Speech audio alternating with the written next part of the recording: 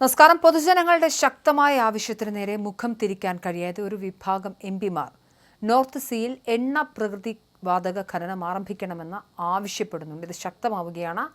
Net zero നയങ്ങൾ മയപ്പെടുത്തണമെന്ന് energy secretary Ed മിൽബണിനോട് ശക്തമായി ആവശ്യപ്പെടുന്ന എംപിമാരുടെ എണ്ണം വർദ്ധിച്ചു.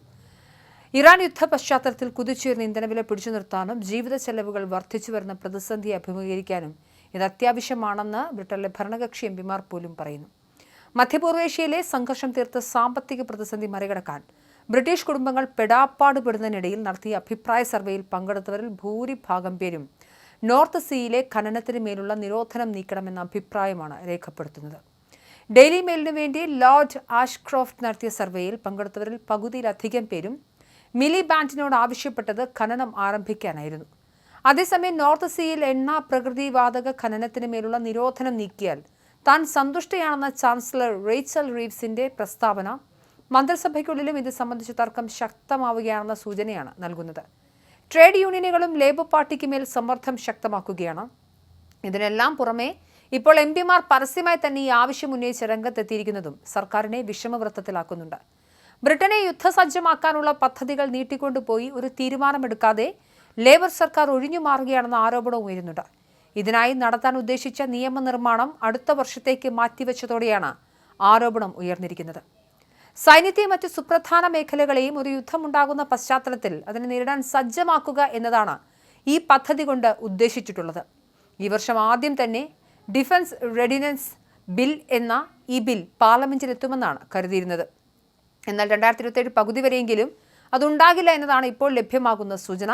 ലോകരാഷ്ട്രീയം അത്യന്തം സംഘർഷം നിറഞ്ഞ സ്ഥിതിയിൽ തുടരുമ്പോൾ ഇത്തരമൊരു ബിൽ അവതരിപ്പിക്കുന്നതിലുള്ള കാലതാമസം ശത്രുക്കൾക്കും സഖ്യരാജ്യങ്ങൾക്കും തെറ്റായ സന്ദേശം നൽകുമെന്ന് വിമർശകർ ചൂണ്ടിക്കാട്ടുന്നുണ്ട്.